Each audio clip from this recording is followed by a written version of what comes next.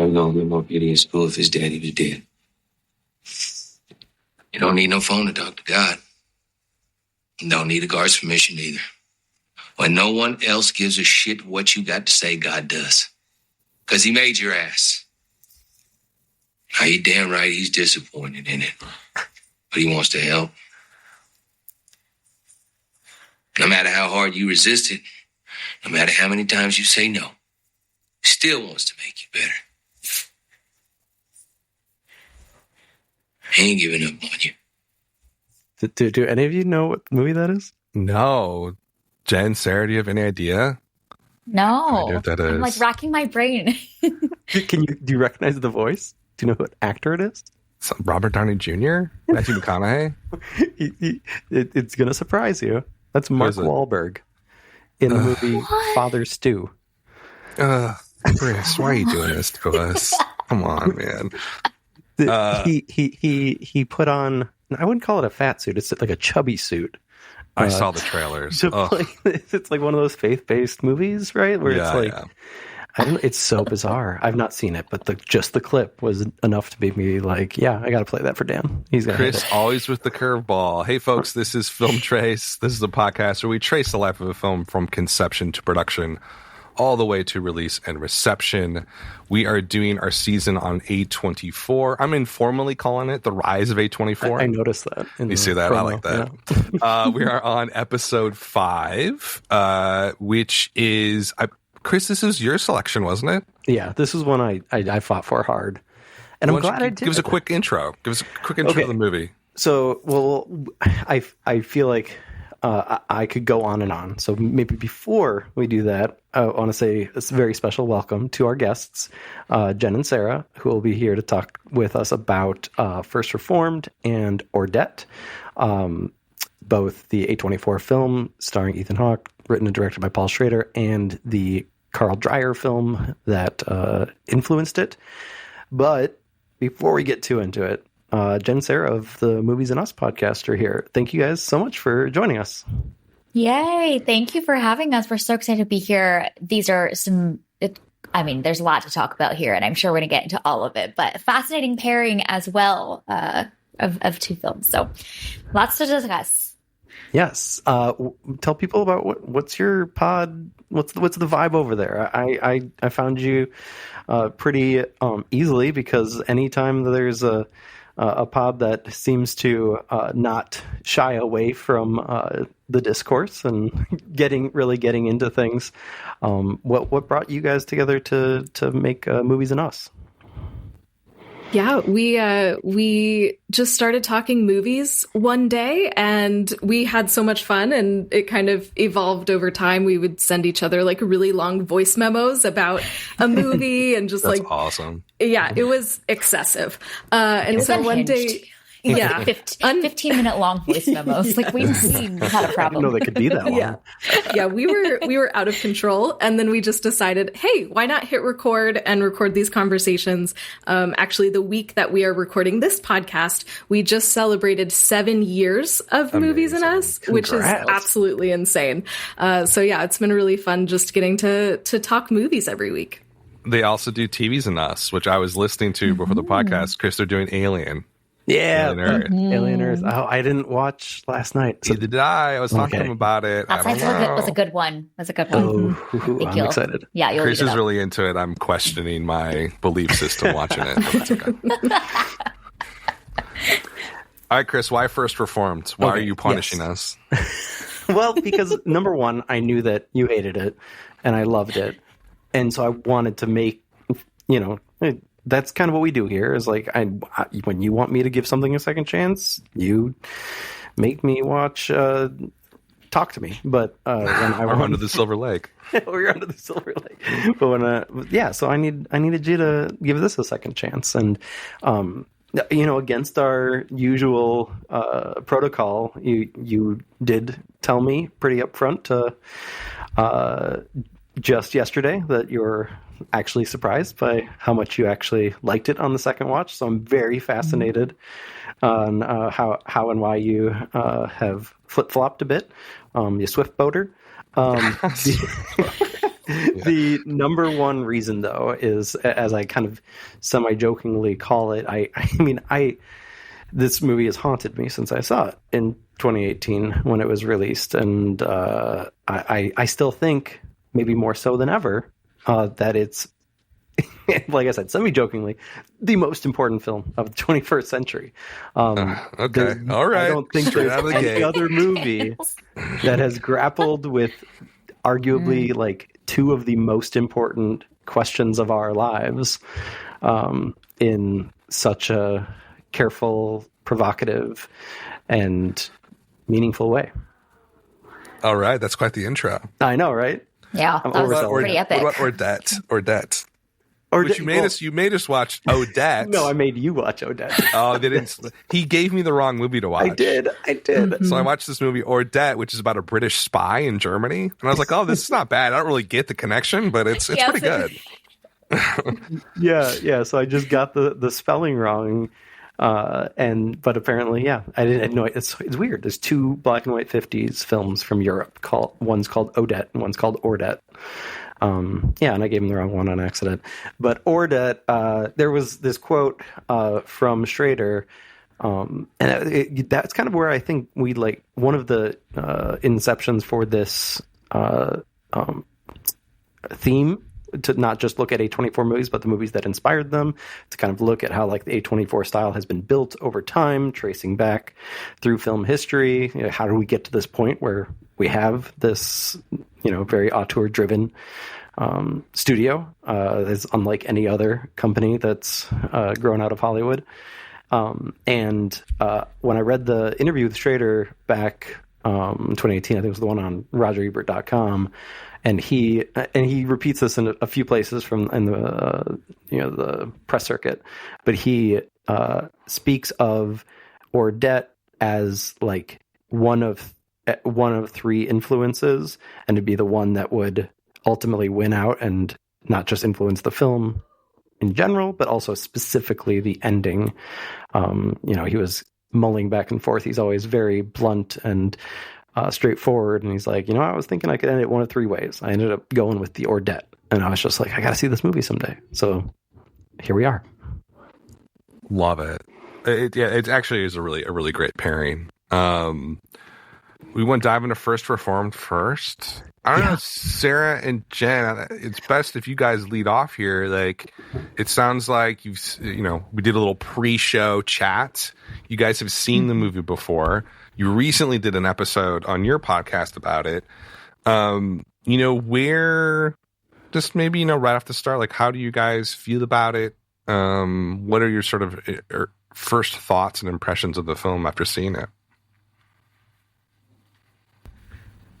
Yeah, we got a chance to review this a couple of months ago now, and so there's been time to sit with it. And I loved this opportunity, honestly, to revisit it again, because the first time around, I just felt like the text here is so rich. Like, there's things that Toller says, just single lines, that I'm like, I need like 3 days to process that one line that he says, It's fascinating. The guest that we had on our pod for that episode has the screenplay that he bought to like study it more deeply. And I think that is the right choice for this film. So I would say this is a movie experience that I do not particularly enjoy, but I think is so important. So I think that there's so much meat here. There's so many complex themes. I think this time around, the second time watch, I'm impressed just how hilarious and funny this film is. Like, it has such a specific sense of humor that I think makes the experience bearable with the type of topics that it's covering. And it is actually like essential to the First Reformed working as well as it does. So there's a lot here. And I appreciate a film that swings this hard too. Like, there's nothing that is commercial about this movie, even though it features some incredible stars, but it feels like urgent, and it feels like there's conviction behind this film. And just hearing Schrader talk about this film as well, there's very clear, like, this is birthed from something he believes in with his whole being. So I think that's very felt in the experience of watching First Reformed. Yeah, I have seen this now like 3 or 4 times, and I really like this movie. I love the visuals and the style of it. I tend to be like a pretty melancholy person, and so this vibe just kind of like fits with a lot of the things that I like, you know, being able to like think deeply on things and just be a little sad, a little gray. Like that's very much my vibe. And then the writing in this is so good. It's so rich. Like Jen was saying, it leaves you with so much to think about and just really sink your teeth into. And I've discovered new things each time that I've watched it. So just on a technical level, this film has just captivated me. And it is a hard one to watch because it's grappling with so many really difficult things, but I find it worth engaging with every time. It's your turn, Dan. I feel like I'm surrounded. Yeah, that's a hat trick of approval. Trick. I think so. I saw this right when it came out. I was very intrigued by it. It had a lot of buzz. I think it played that fall of 2017 very strongly. So I was always following the film festivals. So I think I saw it right when it came out, or right afterwards in 2018, summer of 2018. And I hated it. Why did I hate it? It seemed very uncinematic, and I know that's terrible to say because I rewatched it and I'm like, oh, this is beautiful. There's all these great shots. There was just a lot of the interpersonal action that felt very stilted to me. It felt almost amateurish on some level. Some of the takes didn't seem like, why would you keep that or why would you put that in there? I think the one thing that stood out to me on the initial watch when I first saw it was that it's two things why I disliked it. One, it didn't feel as slick as I thought it should be. Now, looking back on it, I don't research anymore. It's a micro budget film that was passed on by pretty much every major indie distributor. A24 was like the last stop for them. So it definitely was on the cheaper side to film and faster side. They shot it in 20 days. You can kind of tell. So it's a little bit rough around the edges in certain ways. And then I thought it was insanely pretentious. I thought it was completely over the top. I love introspective film. I love philosophy. The religious side of things, I'm not that into. So I think that definitely rubbed me the wrong way. And I absolutely hated the ending. So it was a factor of things. I had a very, very strong response to it, very strong negative response, because I felt like Schrader was trying to say something profound and insightful, and he just came across to me as like an old windbag. Now on rewatch, yeah, I feel a lot differently. It seems a lot deeper and more richly layered than I'd given it credit for. I still don't necessarily love the magical realism elements that are going on here. The levitation, the final scene, it doesn't grab me, I think, the way that Paul wants it to, or it doesn't seem as profound as maybe he wants it to. But yeah, I mean, I would say that like I have been reformed on my viewpoint of this movie. Like I do feel like it is. How long have you been holding that in? It just came to me. It's a natural talent. Or it's divine inspiration. Divine inspiration. Yeah, I don't know. I think you all kind of hit the nail on the head. It's a meaty movie. It's supposed to be a meaty movie, and like that's pretty abnormal for nowadays, even amongst art films. Mm-hmm. This is like a philosophical text.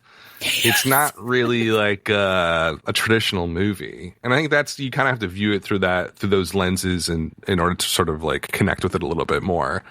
But no, I'm sort of curious. I don't know. Paul Schrader's like an enigma to me. Chris, is this? Do we have an idea like how this came to be? Like, where does this sit in his sort of like overall filmography? Why does this exist? Why did he feel like doing this? Yeah, it's it's hard to talk about Paul Schrader without talking about Taxi Driver. He's the screenwriter of the Martin Scorsese classic from 1976, which was an entry point for so many film geeks, including myself. Seeing that in high school, it either turns you into the guy who tries to kill Reagan, or it turns you into like somebody who thinks deeply about the nature of man. So One of the two. I think I mostly am the latter. I don't think we can shoot Reagan again anymore. But I do think that ultimately, like, what makes me keep coming back to Paul Schrader, even if I don't see all of his movies, even though I agree that he's just like, by definition, a pretentious person. Actually, I think that, there's two pieces. One is actually what was already mentioned, that, he's got this kind of weird, dark sense of humor, which you see in a lot of his movies underneath all the darkness, right? He's also famous for the screenplay for American Gigolo. He made The Card Counter with Oscar Isaac, which the comedy's even darker in that one, arguably, than it is in First Reformed. And so he has always been kind of this strange, like, voice of just black humor. The second piece, which is arguably more important, is, he's most famous, other than for Taxi Driver, is for his 1974 book, Transcendental Style in Film.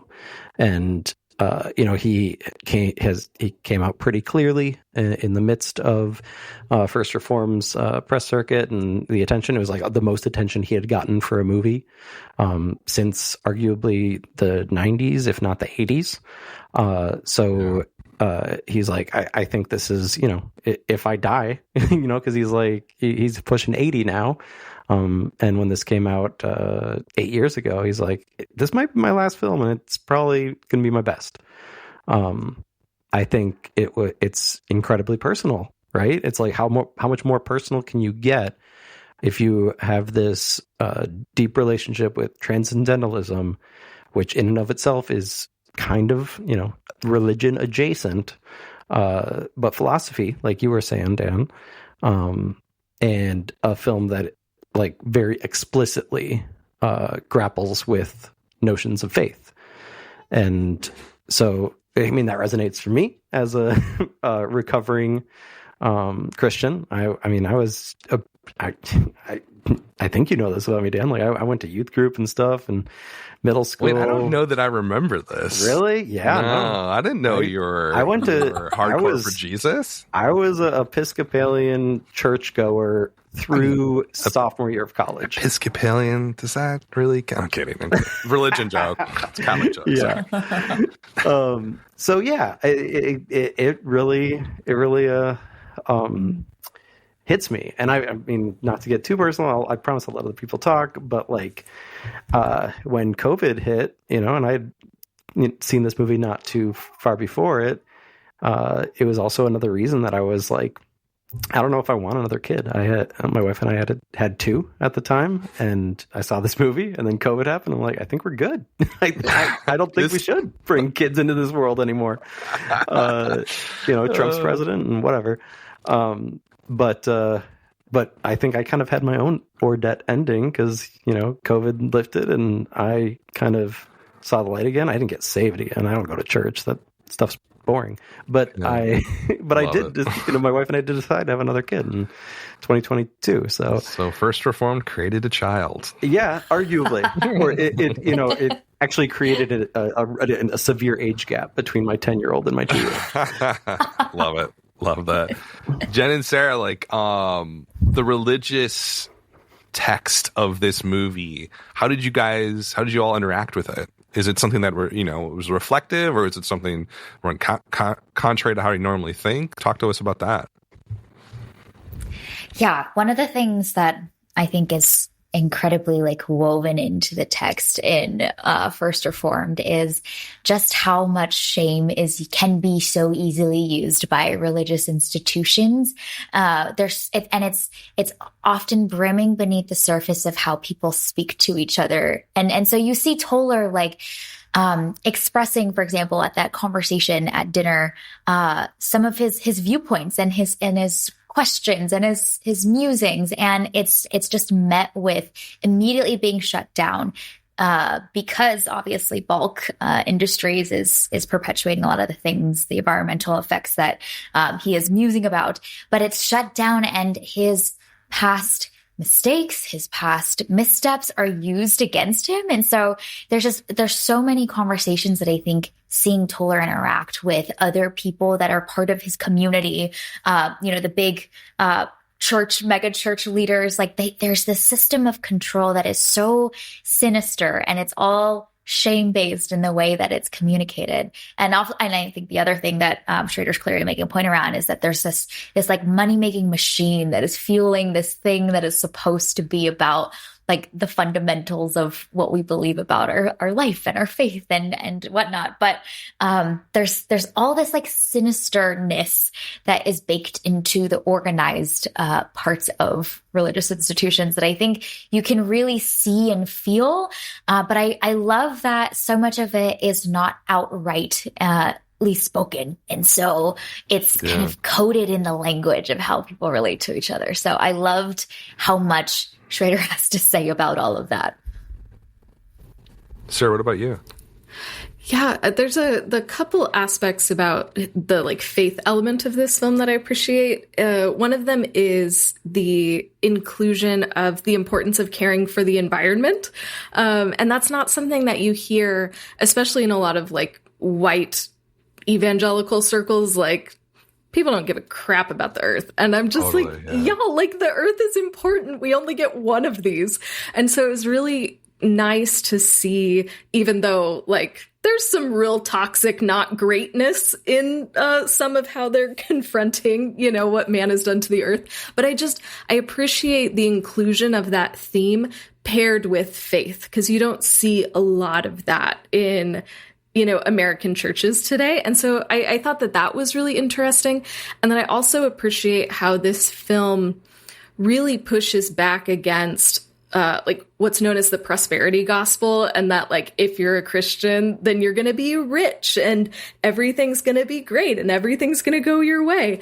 And I love that this film pushes back against that. And Toller, as he's contemplating all of these different things, he talks about like the interplay of hope and despair.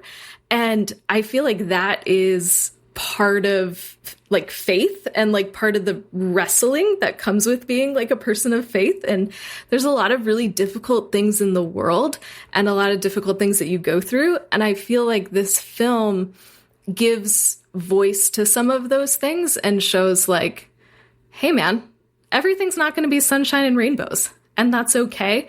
I think it leans very heavily into the despair part of it. But I appreciate that in this moment, especially because I feel like culturally church stuff usually takes a very different tone that I don't think always lines up with reality. Yeah, I mean, it's, I don't know, Chris, would you call this a polemic? Against, oh God, it's a P word. I love it. It's one of my favorite words. I'm aware. I should have seen it coming a mile away. Do you feel like it's a polemic against, a couple of things, to what Jen and Sarah both mentioned?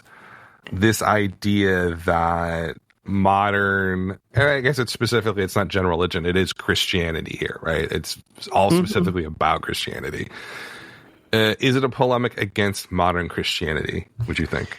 I think that's what I believed the first time I saw it. Maybe because it's, a lot of time has passed and I've perhaps become, a little older and wiser in terms of like looking at things from a grand scope, and even just seeing the ending of the film in a different light. I did like it a lot. I think I did kind of get in when I first saw it into what Schrader was trying to like make us feel about this like sudden and swift, almost perhaps like miraculous. Like you could even like discard the ending as an image that Hawke is feeling as he's dying of poisoning himself with Drano and barbed wire around him.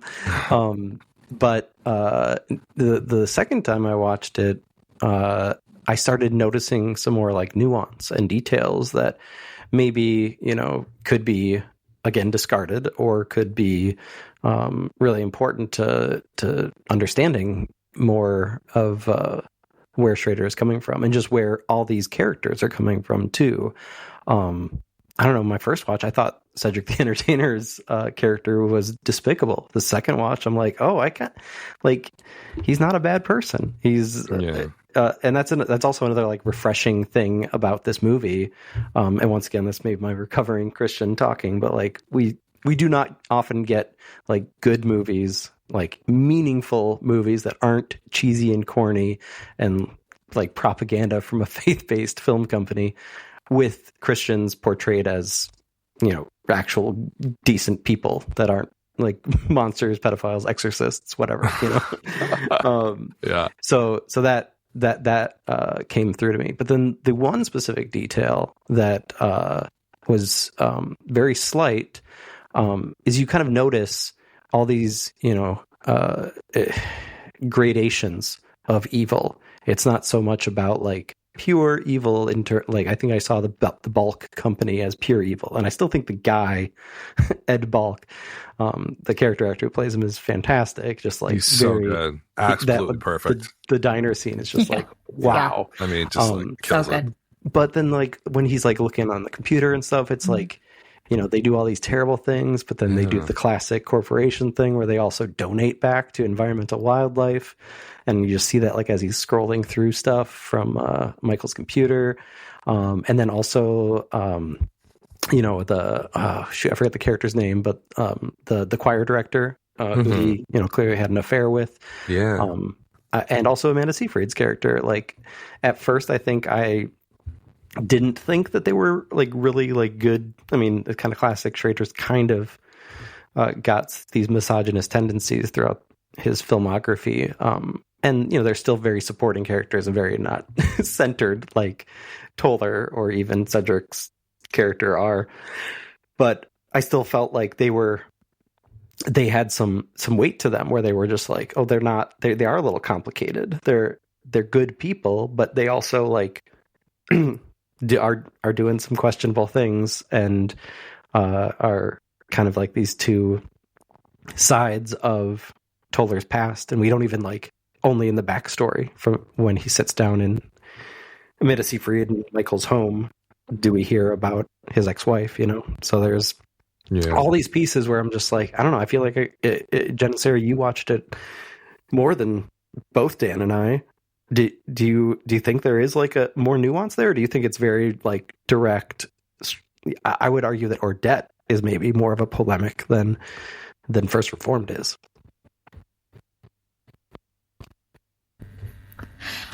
I think a lot of it, for me, perhaps hinges on the view of the ending, because it shapes the way that we see, I think, especially the relationship between Toller and Mary, and like what is it about that causes him to go on this whole journey. And I'm curious to hear both of y'all's interpretations of the ending, because I think that like it can be interpreted incredibly tragically, incredibly cynically, or incredibly hopefully as well. And I feel like that full range of interpretation is quite wide. I think in this most recent watch, my interpretation of that ending, especially when paired with perhaps Ordet, is more hopeful than the first watch around. I think I viewed that ending the first time around much more tragically and much more cynically. Like this man has descended into such a deep pit of despair that this is just his fantasy, and it has never come to be. But I don't know, maybe watching it this time around, and especially I watched this right after watching Ordet, and putting them in conversation with each other, there's something about the way that him and Mary have connected over the course of the film that I think has shaken his world, because someone is finally listening to him, and it's allowed him space to perhaps reconsider his entire frame of being, his existence. I think he starts out the film so suppressed and kind of indifferent to the world and just kind of in a pit. And however the ending, whether it's real or not real or fantasy, I think there's a sense of catharsis that he has experienced, where he has allowed himself to be human and have desire and to have emotion. And it's not perfect, the twisted ways that he's trying to figure that out at the end. I think there's something about the connection that he has with Mary that is significant for shaking his world in some way, and kind of the value of that in and of itself versus him staying in that pit in numbness, in suppression, is kind of a darker place to be, So that's why I think like so much of like how to read this film, I find the ending being a lens to view the rest of it through. And everyone has such different interpretations. I feel like there's literally no consensus about it. So I'm curious to hear how you interpreted what happens in that final 3 minutes. Yeah. Sarah, what about you? I mean, how do you view, we talked about like the criticism of the church, criticism of how we're handling the environment in general. Do you feel like the film opens the door for some hope, or do you feel like we're kind of buried in the despair with Toller? I mean, I don't know. What do you get out of it by the end there? No, I think that there is some hope. I love a line that Toller says when he's having that first conversation with Michael. He says a couple of things. He says, wisdom is holding two contradictory ideas in your head simultaneously, hope and despair. And then in that conversation, he also says, a life without despair is a life without hope. And I feel like this whole movie is kind of balancing those two concepts. And there are moments of hope, like Jen was just saying, that connection that he forms with Mary. There's something really hopeful about that. There are these moments of joy that he gets to experience with her. And then there's also moments of deep despair and some really unhealthy things that he's working through. And so I do feel like this film is playing with that duality of these two things can coexist at one time. And that's okay. And that's actually probably part of life. And I think there's so many layers to this film. And I'm really appreciating that, we've each seen this a couple of times at least, and we've been able to take something new with each watch. And so I think this is one of those films that, yes, we are watching the film and we are analyzing the film, but I think the film, as we are analyzing it, as we are, consuming it, it also is revealing things about us as well. And, do we tend to lean more cynically, or do we lean into despair, which I am prone to do? Or are we a person that leans more to hope? Because I feel like you can find all of those things in here, which I think makes this film so interesting to talk about. Yeah, I think that quote is pretty perfect for kind of encapsulating perhaps why it's not a polemic, though maybe it's a polemic about how you have to hold two things at once, more so than it is about, a very particular political or social issue. What do you buy that, Dan? And what's your view on the ending? I think you it's didn't polemic. like it. I think it's polemic. But I think that's what makes it work. Schrader is such a very specific person who has very strong viewpoints. If you read any interview with him, you're going to know exactly what he thinks, and it's going to be very pointed and blunt. There's stuff in here that does feel a little bit like a polemic. Maybe not the whole thing. There's enough nuance and ambiguity, I think, especially in the magical realism parts and the ending, where you can kind of interpret it in a lot of different ways, and that's on purpose.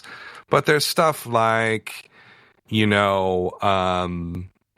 the end, correct me if I'm wrong here. I think I have this right. Does he put on his son's vest? His military vest when he with his suicide? That's Mike. Well, his son, the patch you're talking about. Yeah, is that? No. I might be misreading that. But I think that's the image that Michael had up on the wall of the South American activist. Of the Chew activist, right? Yes. I guess it's sort of like the point that he has a son that died in the war, which is very, I don't know, like him putting that in there is hyper political. Schrader's hyper political. Yeah. The entire viewpoint of the corporation, how evil they are, how awful the CEO is. We talk about Cedric, the entertainer, who's phenomenal in this, by the way. Why does he not do more art films? I mean, like, he's so good. His viewpoint, it reads to me as like, it's one of the reasons why I like it, is a very pointed critique, not only of modern religion, but modern politics, modern environmentalism, modern corporatism. Like, it is really kind of a misanthrope's script. You know, and I think the viewpoint... You don't think the ending saves that from it? But what does it really save, right? Like, when you think about it, it's like, what... Okay, how about this? What do you think happens at the end? Like, what do we I asked think? you that too first. I mean, it's like the man was about to murder dozens of people and himself. or just himself. It seems like he's oscillating between Remember, the two. he watches the video of the guy blowing him up in the... He takes the suicide vest off and puts the barbed wire on. Because he saw a woman, right? Like, it... Yep. He has this... There's don't even get me started on the gender stuff in here, because Paul Schrader is notorious for being problematic. I mean, he was outed earlier this year, right?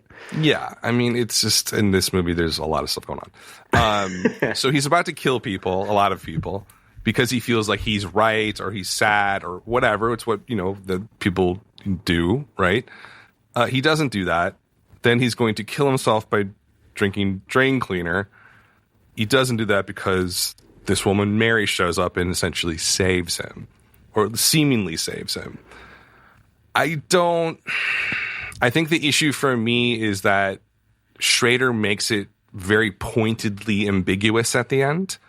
Even though we've already had this moment where they elevate and embrace, where it shows like literal transcendentalism happening.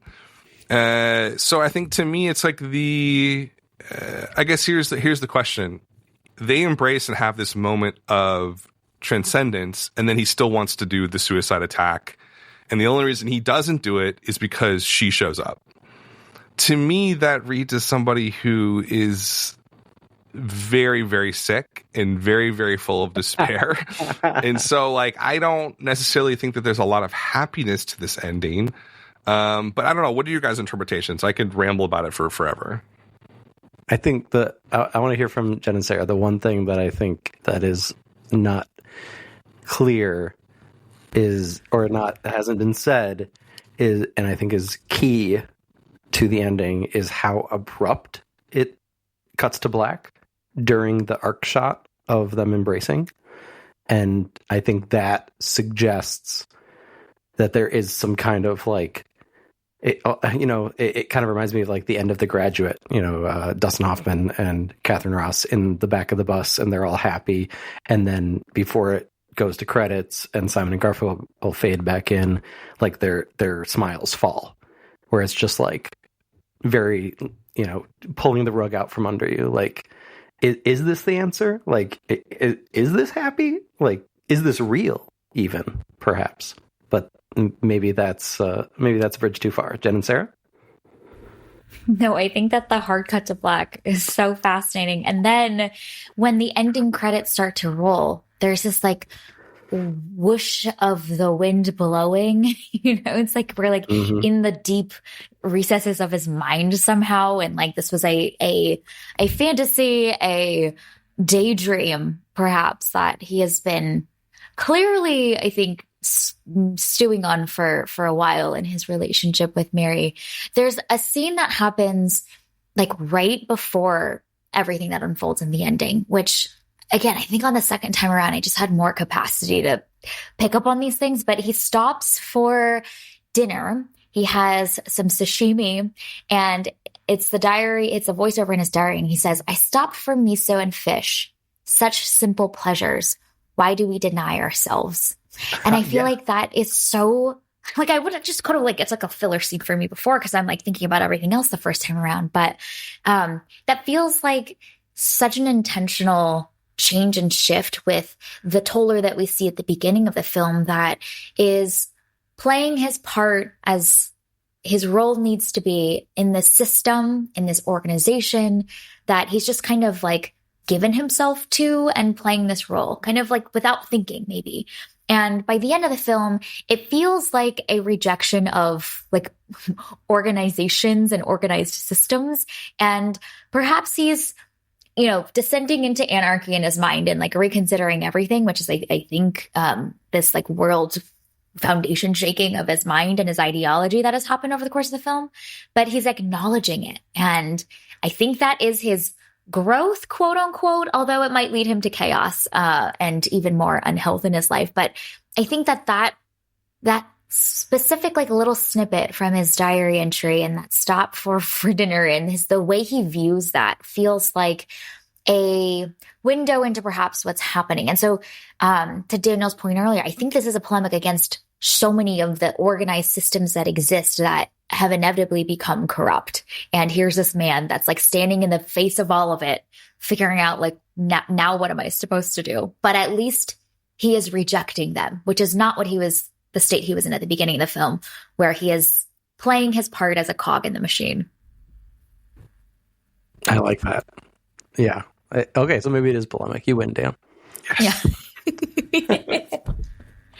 I mean, it's like, come on, you know, I think one of the things too that I think from like a faith viewpoint as well, just talking about religion, is that like, this is a very common trope in religious films of like this single man who's a true believer surrounded by sin and non-believers. And we see this in Ordet, like very clearly. And so, yeah, I mean, I think it's a really, Ethan Hawke is a very fascinating character. I mean, he should have been nominated for Best Actor. He wasn't even nominated. I know. Rami Malek won that year for Bohemian Rhapsody. Dare you? Oh my Viggo gosh, Mortensen was nominated for Green Book. I mean, like, it was ridiculous that he was not nominated. Yeah, it's bad. So yeah, I mean, it's a wonderful performance, and I think that like to Sarah's point, it really does reflect on who you are and where you are, how you read this movie. Yeah, you know, when I saw it, I think I was like in a bad place in my life, and it's like I probably reflected way too much of what I was thinking and feeling. And now I'm in the better place in my life, and I'm like, oh, I'm looking at this, and like, oh, this is a really interesting exploration of these ideas that I just didn't see before because I was blinded by like the endless despair of the characters in this. I mean, it is a really sad movie. Oh, yeah. Yeah. And it's very bleak. And all those Extremely diary bleak. entries, like Schrader is like taking you into the mind space of this very tormented man, you know, like by the end of the film, I'm like, oh my gosh, I'm glad to be out of this man's brain. And we don't even like, what do we get resolution to his illness? He's essentially, I think, dying. Yeah. He has some sort of cancer. He's right? got some kind of, quickly advanced cancer. And I think that kind of plays into the ending too, is, you know, he's going to die soon anyways. So I might as well make a statement. Wait, I might as well blow up a church. I'm gonna die soon anyways, so I might as well just go out on my own terms. Wait, no, I'm gonna die soon anyway, so I might as well just give in to carnal desire, right? Like, Yeah, really. Oh man. What do we think? We want to switch over to Ordet? Yeah, I think the word. I believe it translates to. Yeah, the transition here, perhaps, and I'm curious what people's thoughts, because we were talking about the ending a lot of First Reformed. The ending of Ordet is like miles beyond. Like it's a literal miracle, not just like a woman showing up to save a man from demise. It's literal resurrection. That, I mean, I don't even know how to begin talking about this movie. It feels even more like I watched this on a sunny, beautiful morning, and I was like gutted until the miracle happened, and then I didn't even like really feel good when the miracle happened.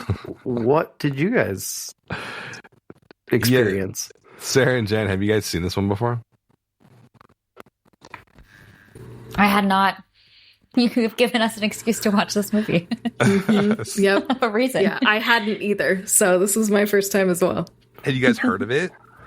No. Either did I. I'd never heard of it before. But it feels like this is a movie that was like, I don't know. This just feels like a film school movie, Chris. Yeah. Right? Yeah.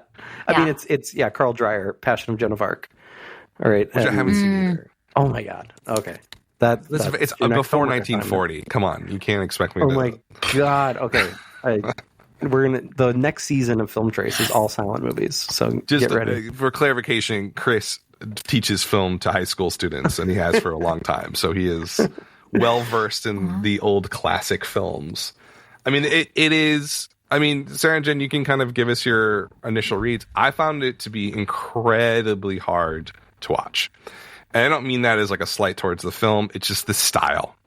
The style of it. It's shot like a play, which I think is based on a play, but very much shot like a teleplay, like film used to be done back in the day when it first started. And you know, I think the dialogue was, I'll use it again, stilted. Especially, I don't know, like the first hour of this, I felt disengaged, and it felt hard to follow. And this film reminds me of like when someone makes fun of pretentious art films. Like this is what they would make fun of. Okay. I don't know. Am I totally off base with that, Sarah and Jen? I don't know. I that's what I felt like, at least in the first hour or so. Yeah, I think for me, my biggest complaint about this film is that it's just so long. Like, I think if this was like a 90-minute movie, I would probably feel different about it. Because I think that there's enough, I think, interesting things going on here. Like, I was intrigued by bits and pieces of this film. And then there's even some, I like movies that are filmed like plays. So I enjoyed that aspect of it. I really like the like one location type movies for some reason. Yeah. And so like some of the camera work I thought was interesting. Like also thinking about this as coming out in 1955, I was impressed by how much was in here. So I think that there's some good stuff happening in here that I enjoyed. I just wish that it was shorter, because then I think I would have been more engaged with the film. Because it's so long, I did keep like drifting off from time to time, like you said, especially in that first half. So I think if they had tightened it up just a little bit, this would have been much more enjoyable to watch. Jen, what about you? How did you kind of engage with this on a first watch? I found it challenging. I'm not going to lie. I must admit, I think it took me, I really had to power through it. Honestly, the thing that got me through it is putting this in conversation with First Reformed. So thank you, Chris, for doing that. But I think a lot of it also is just like a product of like, we are in 2025 and this is a 1955 film. So like the way that our minds are trained with entertainment is so different from what it was in, decades past. So that's, I think, always a factor. But I found that the like most interesting parts of this movie were the like archetypes of the three sons, and like just mulling on that for a while. I found it. I just found it's like every moment is right for the story. It every moment is like indulged in so fully. But again, I think maybe it's just like a pacing and modern viewing muscle that's just different. But yeah, I also think like I don't have the toolkit to properly analyze this movie because I just don't have a background in Danish film or like Swedish film. Like there's a whole world of filmmaking that I don't dipped my toe in. And so, like, I don't know, Chris, you really like this movie a lot. Like, what to you grabs you right away when you see this thing? Like, what engaged you so strongly? I appreciate the soft question so that I don't have to explode in scoldy teacher mode. Yeah. Don't you guys have an attention span? Put your phones down. Yeah, exactly. No, I will readily admit the first like 15 minutes of this movie, you really have to recalibrate.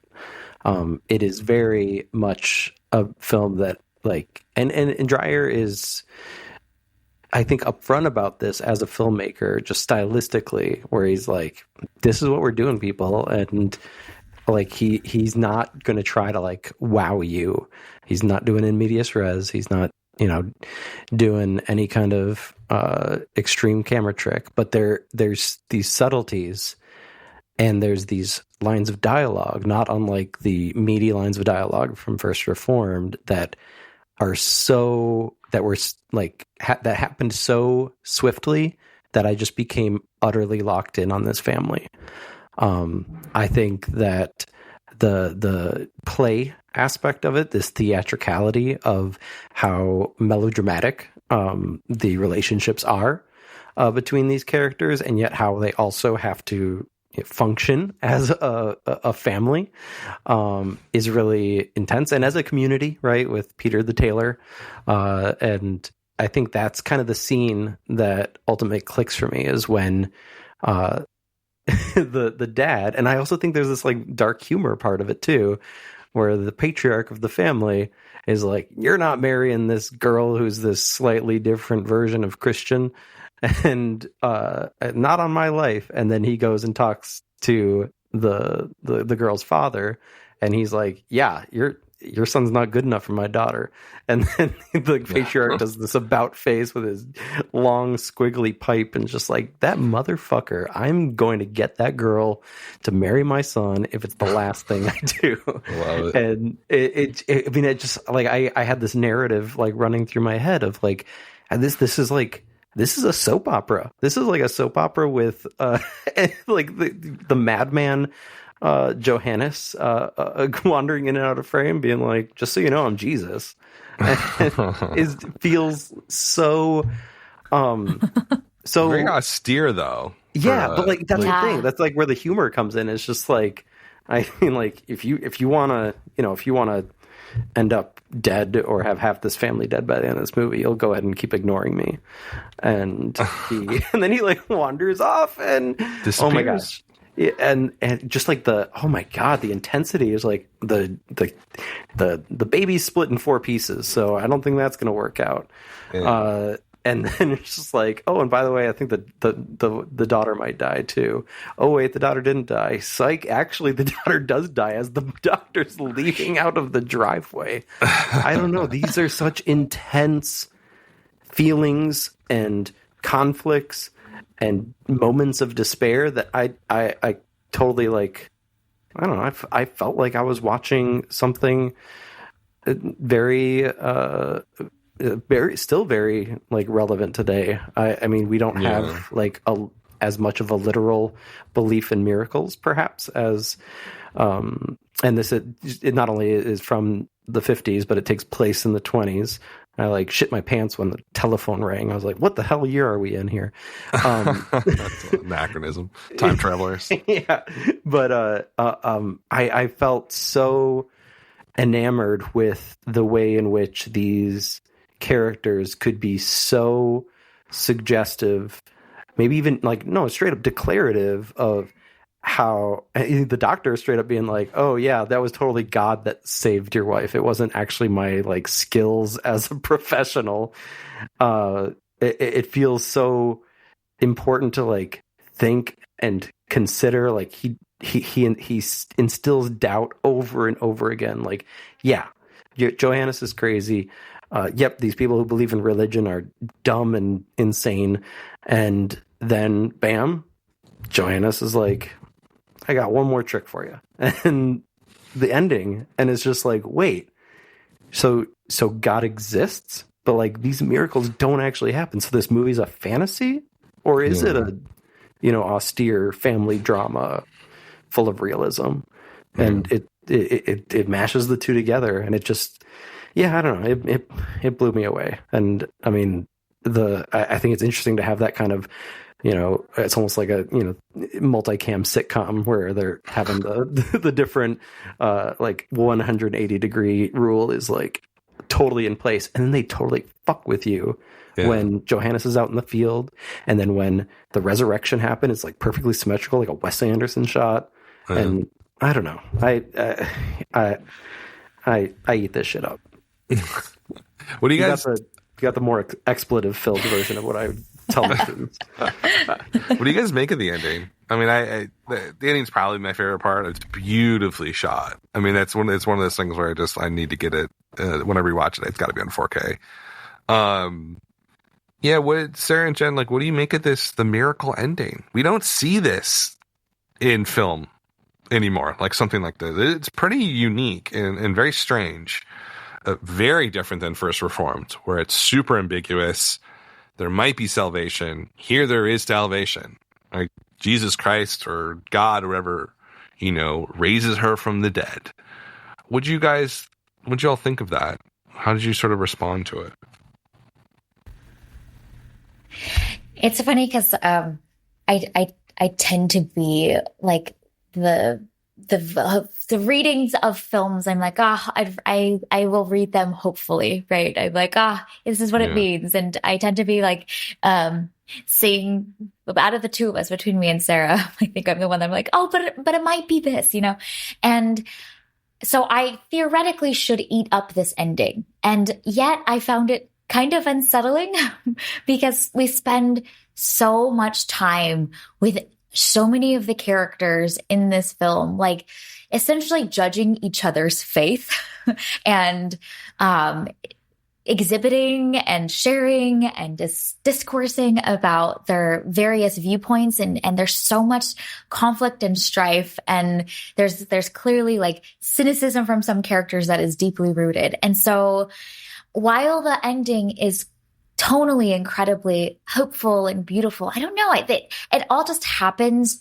so quickly, and everyone not only like believes what is happening, this miracle that's happening in front of them, but they also it inspires them to truly put everything else aside and like reconcile in every possible combination of people that were just in conflict over the other like hour and 45 minutes of the film. That almost the speed and pace of it, I found, I'm like, I want to believe this. It feels really good. But there's something about it too that's burning beneath the surface that I felt a little bit unsettled about. So I guess it's interesting to put in conversation with First Reformed, because First Reformed's ending also is coded and tonally feels like catharsis. And yet it feels like there's something else there too mixed in with it all that isn't quite so beautiful and pure and fully satisfying. But that just maybe is the headspace that I'm operating in today. But I found that fascinating, because everything about this is that beautiful, happy ending that we theoretically should long for. And yet I was like, can I trust this? Do I believe this? I don't know. I don't fully buy it. But we're so cynical that we can't. We're so believe in cynical. miracles. Yeah, really. Sarah, what did you think of the ending? What about you? Yeah. Honestly, I was shocked by it. I don't know what like the religious stuff was like in Denmark in the 50s. Like, I don't know. But as the film was going on, I was like, are they really going to resurrect this woman? Is that where this film is going to go? That cannot be where this film is going, right? And then they do it. And I went, how? Like, how was this received at the time? So I think like in that moment, I was just so shocked that, this movie from the 50s is displaying a resurrection. Like, oh, okay. Like, wouldn't this be, I don't know, seen as like blasphemous and all of this stuff? But maybe that's just my like American lens, because I feel like that's how Americans probably would have reacted to this film at the time. I don't know. I could also be wrong about that. But the other thing about the ending that I was impressed with is the actress who plays Inger, Brigitte Federspiel. I don't know how to say Danish names. That's close enough. she does such a good job, I think, throughout the entire film. But I loved her performance there at the end when she wakes up, because it's very happy and joyful because she is alive, yada yada. But I think on her face, though, there's also this grief and this mourning. And so I think in the end, I was so focused on her that it didn't feel, there's a lot of rosiness in the end. But her own grief, I think, helps make this a little bit more anchored, or at least that's how I read it, is she maybe is feeling a little bit more mixed in the midst of this, crazy miracle that just happened. Yeah, because even like if you are a believer and you watch that, like she saw the after, she was in heaven, and she's like, I gotta come back to this shit. Like they were telling the little girl, like, oh yeah, mom's always with you when she's dead because she doesn't worry about like fucking dishes and stuff anymore. Yeah. And she comes back and she's like, well, I guess it's good to be back with my family, but it's super cool up there.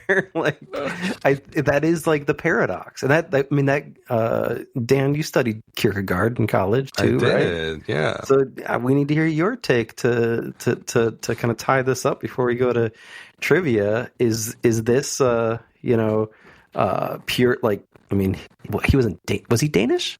Yeah, he was Danish. Yeah. Okay, yeah. So very important Danish philosopher. That's our entry point. I mean, it's also culturally he's massive. Yeah. I mean, I think that like the film itself is like a good primer for Kierkegaard in the sense that like, the core philosophy behind him essentially was that like in order to have faith, you kind of have to be crazy, right? Like there is no such thing as faith without extreme doubt. It's where the term that we all know, leap of faith, comes from Kierkegaard. Yeah. Because the only way to have faith is to make this leap into the irrational unknown. There is nothing rational about faith. Faith cannot be rational. So in that sense, I think like the movie, I don't know, it's like a very good paper or like thesis about Kierkegaard, why it's important in Danish culture, why it's important in Christianity, why it's influential in Christianity in general throughout the world. And the fact that she gets resurrected, is kind of just, it's kind of a beautiful thing. That like, I think and they brought this up in the film a lot, and this is something that Kierkegaard said repeatedly in his writings, is that like people feign or act out Christianity as a social right. And that's not what he believes faith in Christianity is. He believed, Kierkegaard, that Christianity was a personal act, that it is yours to do, that unless you doubt it and question it and then make this leap of faith, then it's not true. But if you do all of those things, then there is this sense of true salvation and freedom and maybe even joy that's associated with it. And I think that like the movie, the ending kind of fits that, because who's the guy that's right at the end of the day? The crazy guy. The guy that we write off as, completely not in touch with reality. He's not rational. He is running around. He's autistic, probably. But that wasn't. I mean, there's probably something like that going on. It's the daughter too.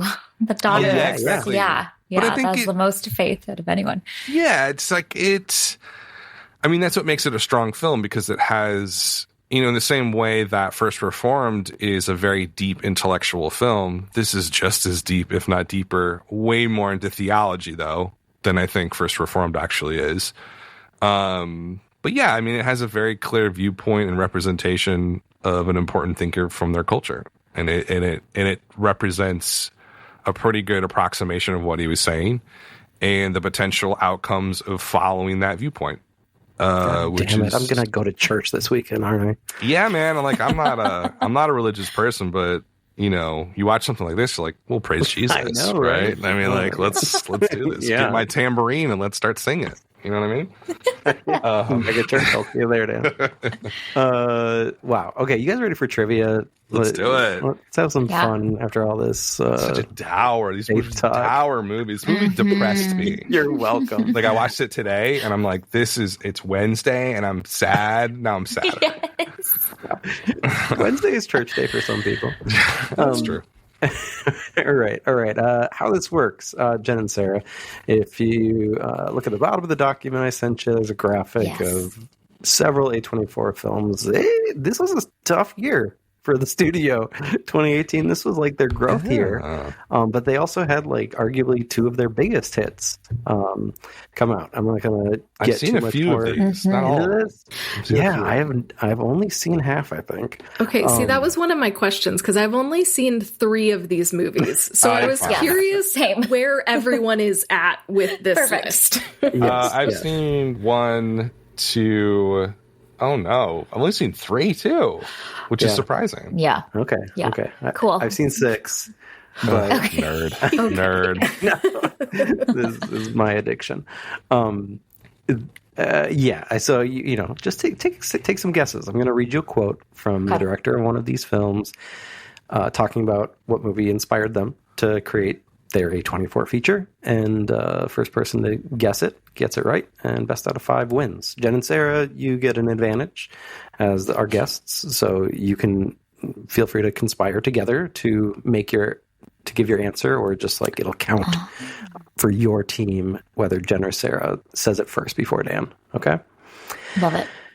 Are you ready? Let's do it. Go Okay. Number 1. The director said, I'm going to start easy. I try to. Okay. Carrie was a film that really did a number on me as a kid. I just wanted to make a film that really took its time, that really immersed you in the lives and the dynamics of the characters at the heart of the film. A film that makes sure to function as a vivid family drama first, before even thinking about tending to any of the horror elements. Hereditary? Yeah, there you go. Okay, that's one of the 3 movies that I've seen. So too. it's downhill from here. Yeah, we're starting off feeling good and then Yes. Okay, nice work. Yeah, number 2. I wanted the kids to see that acting can be like this. This Is England is a movie where the whole thing is to make them cause chaos and really connect and hang out at the same time. So to invert that with skateboarding film was really my goal. Oh, mid-90s. Yeah, you got it, Dan. Easy. Jonah Hill's I haven't movie. even seen it, but I know it's about skateboarding. It's not good. It's not good. But It's not good? No, I mean it's fine. It's that's like sad. what you'd expect a millennial actor to turn into a movie. And yeah, whatever. Number 3. Okay, tie game. Number 3. The Poseidon Adventure, like my film, is all about people creating something together and failing in the second half. It is like the biblical story of the Tower of Babel. Mankind can create big things, and then with the influence of alcohol or some accident, everything falls. Jen, Sarah, you going to wager a guess? I'm like seeing what the options are based on. It's definitely not one of the movies I've seen, but I think I have a good idea what it is. Okay, I don't have a guess. Jen, do you want to just guess a random movie? Hot Summer Nights? No. Climax. Yeah, you got it, Dan. I don't it's know crazy. anything about that movie. It's like they all spike their drinks with a drug or something and just dance for the whole movie. Oh. Yeah, it's just like a Very arty. dancing, going nuts movie. Gaspar Noé, the guy who made Irreversible, he's a terrible person, but he makes very interesting movies. Aren't they all terrible? Yeah, I mean, how else do you get to the top, baby? Okay, number 4. Dan's up 2-1. There's an amazing monologue in David Gordon Green's George Washington where one of the boys is sitting on the floor of the bathroom and he says, I want to be an inventor. I want to make stuff. You can tell the speeches he's heard that he thinks he might be replicating, but in that dishonesty, he's being so honest. Oh, I thought to myself, this is actually how kids speak. 8th grade? Yeah, nice work, Nice. Sarah. I was going to say Hot Summer Nights. which I have seen. It's one of the three that I've seen. Really? The Yeah. forgotten Timothy Chalamet. Yeah, I don't movie. know. People slept on that movie. It's not good. That's why they slept on it. Yeah. Okay, good. 2-2. Tie-breaking question. Ooh, here we go. Oh, Oh boy. Juicy. All right. Here's the last quote. I had grown up being very fond of Hollywood musicals. I had always been interested in a particular period of Hollywood cinema, and that included The Bandwagon. Although I was more of a Gene Kelly fan than I was a Fred Astaire fan, The Bandwagon and the film within it, Girl Hunt Ballet, was very inspirational, particularly when I got to make my film. Jen, Sarah, your guest, you get to go first. You're bored. Jen, do you have a man. guess? I'm like anything related to musicals in any of these movies.